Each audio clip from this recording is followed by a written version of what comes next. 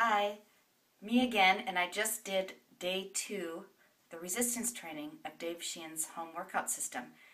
And I'm not really a weight person. I'm kind of weenie when it comes to weights, but I really realize how very important it is to do weight training and resistance training and in your life for your overall health, and especially a woman my age, for my bone density.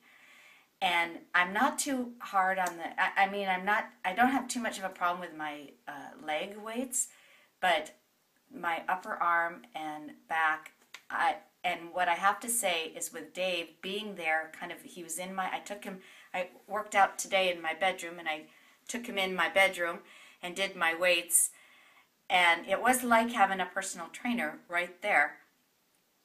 And it was kind of interesting because as I was doing some things, he says, if you're not feeling it in your legs, then you're not doing it right. You're bending too much. And I realized I really was.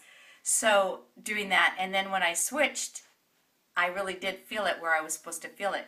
So even though he's not physically there, he does really, the way he's structured his workouts, it does feel like you do have your own personal trainer. And I'm going to go up now and take a bath.